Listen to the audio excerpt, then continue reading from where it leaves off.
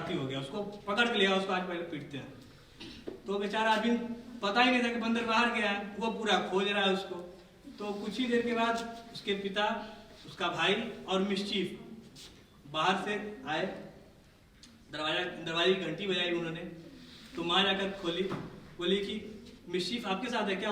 उसको मैं कब से खोज रही हूँ। पीछे अरविंद बेचारा खड़ा था, कहता है कि हाँ मिस्चीफ तो हमारे साथ गया था, वहाँ पे हम लोगों ने मोहल्ले में बहुत मस्ती मजाक की, वहाँ पे पेड़ों पे तोते कुछ उड़ रहे थे, मिस्चीफ उनको बहुत पकड़ने की कोशिश कर रहा था, बहुत मस्ती मजाक हम लोगों ने किया। तो फिर अरविंद अब बेचारा ये सोचने लगा कि अब मैं किसके ऊपर ये भार डालूं, क्योंकि मैंने मिस्चीफ के ऊपर डाल चुका हूँ और मिस्चीफ यहाँ है नहीं। अब उसे अपनी माँ के सामने, अपने भाई के सामने और अपने पिता के सामने शर्मसार होना पड़ा। किस लिए? क्योंकि उसने झूठ बोला था, और झूठ बोलना कभी भी सही नहीं होता है। अगर आप झूठ बोलेंगे तो हमेशा आपको नुकसान ही होगा। आज आप नहीं पकड़े जा रहे हैं तो अगले दिन या एक दिन बाद आप जरूर पकड़े जाएंगे, और उस समय आपको बेइज्जती जो होगी अपनों के बीच में, वो आप उसको उठा नहीं पाएंगे। किसी भी इंसान को, किसी भी बच्चे को अगर आप मारते हैं तो एक दो दिन मारने के बाद वो फिर आदत हो जाएगी उस चीज की, वो फिर उसके ऊपर कोई फर्क नहीं पड़ेगा।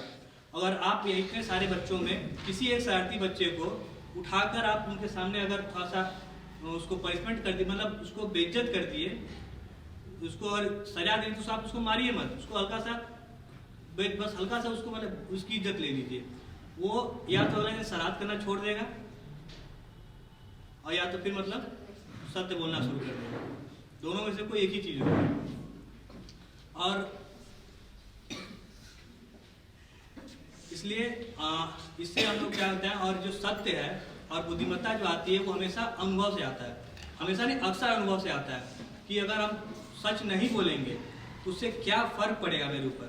ये अनुभव उसको जब अरविंद को हुआ कि मेरे सत्य ना बोलने से मेरी कितनी बेइज्जती हुई, तो उसके बाद वो फिर अपने सत्य बोलना शुरू कर देता है, और उसको बुद्धिमत्ता भी आ जाती है कि भैया सच बोलना चाहिए, झूठ नहीं बोलना चाहिए। तो हमेशा ऐसे ही फटे में पैर डाल देंगे और लपेट ले जाएंगे। करते हैं मतलब वहाँ बेइज्जती नहीं किया गया, वहाँ पर सिर्फ उसको एहसास हुआ कि मैं पकड़ा गया। इसी पे हम छोटी सी घटना उसको शेयर करेंगे। आप बेटा सुन लीजिए, all of you are good listeners, है ना, आप अच्छे श्रोता हो, ये हम मानते हैं। तो इसी के तहत जो ये कहा आपने, उसी की वजह से बता रहे हैं। एक टीचर थे और उनके मतलब वो कई बच्चों को पढ़ाते थे। तो उनका एक बच्चा, धीरे धीरे बच्चे बड़े होते हैं, टीचर्स भी बड़े हो जाते हैं, बूढ़े हो जाते हैं। तो वो बच्चा बड़ा हो गया और उसको अपने टीचर की याद आई मिलने के लिए। तो वो आते हैं, बूढ़े हो गए थे वो, और आते हैं, उनको मतलब है कि आपने मुझे पढ़ाया था, ये कुछ ऐसा, वो उनको याद नहीं आता। फिर भी वो बच्चा जो है बताता था, उसका नाम दे देते हैं, लेट्स चलिए क्या नाम दे दें, कोई भी नाम, कुशाग्र नाम, ठीक है। फिर वो आता है और अपने टीचर से मिलता है, वो उनको बताता है, रिकॉल करवाता है कि आपने मुझे पढ़ाया है, आपने एक बार मुझे, फिर याद दिलाता है कि मैंने एक बार घड़ी चुराई थी, आपने मुझे बचाया था। तब उनको थोड़ा याद आता है। तो फिर वो घटना क्या थी, वो घटना, वो इंसिडेंट जो घड़ी चुराया था उसकी बात सुनिए। जो आपने बेइज्जती की बात कही उस पर हमें ये याद आया, इसलिए ये अनुभव, ये वाली कहानी करने लगे। तो वो जब बहुत छोटा था, 2nd या 3rd में पढ़ता था, तब वो उसके टीचर थे।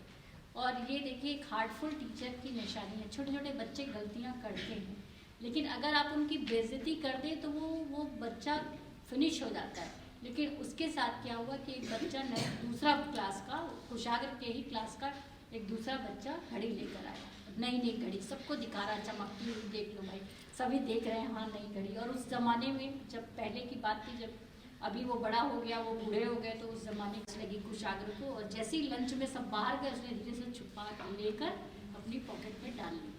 और फिर वो तो जिसकी घड़ी थी उसका रोते रोते बुरा हाल, सब बुरा हाल, बोले कि ये हमारी घड़ी नहीं मिलेगी तो पापा मम्मी क्या बोलेंगे, ऐसे रो रहे। तो तो टीचर ने कहा ठीक है चलो हम देखते हैं। पहले तो बोला कि दे दो जिसने भी ली है, नहीं तो बाद में पिटाई होगी ऐसे में। जब समझ गए कि ये छोटे बच्चे हैं, कोई बोल भी नहीं रहा, तो उन्होंने कहा अच्छा ऐसा करो, कोई अब घर नहीं जाएगा, पहले सभी तलाशी देंगे कि किसके पास है। पर उन्होंने क्या किया, सब बच्चों के आँख पे पट्टी बांधी और सबको दीवार की तरफ मुँह करा खड़ा कर दिया। सबको ऐसे कहा, हाथ ऊपर करके ऐसे खड़ा था।